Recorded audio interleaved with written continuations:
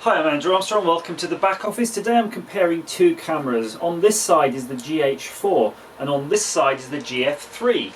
They're both Lumix cameras made by Panasonic. The one on my left here is a 14 to 42 zoom lens, again with Mega OIS, that's the image stabilization. The one on the right has a 14 to 140 zoom lens, again with Mega OIS image stabilization. So they're both recording in 1080p. That is the maximum setting on the GF3. The GH4 of course can go up to 4K video. To be honest, they're totally different beasts. I bought the GF3 for £75 second hand including the lens, and on the right hand side I believe the GH4 plus the lens was well over £1,400, something like that. I'd have to double check, but you can see it's an order of magnitude bigger. So the reason I'm recording this is I wanted to test the various qualities between sound and video quality between the two, because frankly if you're having a multi-camera setup, buying two GH4s is very expensive, whereas a GH3 is relatively available. Of course they do GF4s, GF5, so you have to see what you can get. But I think I got a particularly good deal with the camera plus a charger, again for £75 on eBay.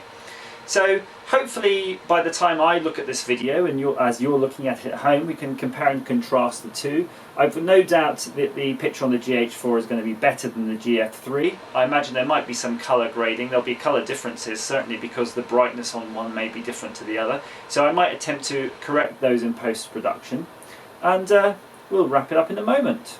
As you can see, I'm actually mid-edit now and I've been looking at both cameras. Something I've noticed is that the file size from the GF3 is remarkably small at 245 megabytes, whereas the GH4 is coming in at 1.485 gigabytes. So clearly the rate on the GF3 is much less than that of the GH4, so that's going to have a big impact on quality.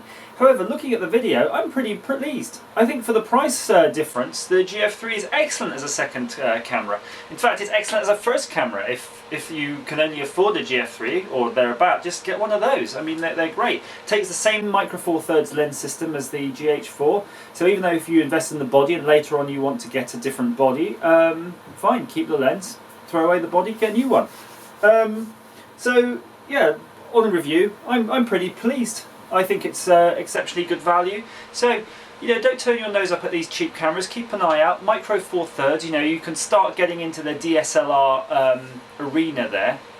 You don't need to just have these sort of GoPros if you're going to use them. Get a decent camera with a decent lens system.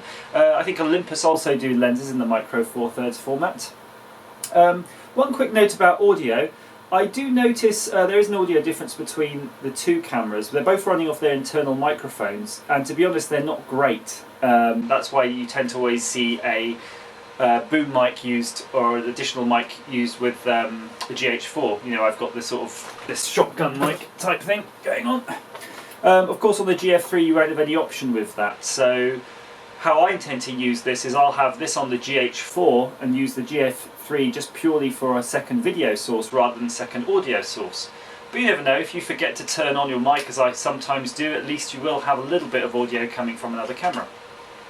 So I hope that's helped you in some way. Keep a look on eBay for bargains and Gumtree. Christmas is coming up, so people will be buying new cameras, getting rid of their old ones. And please feel free to subscribe and let me know how you get on. Thanks for watching.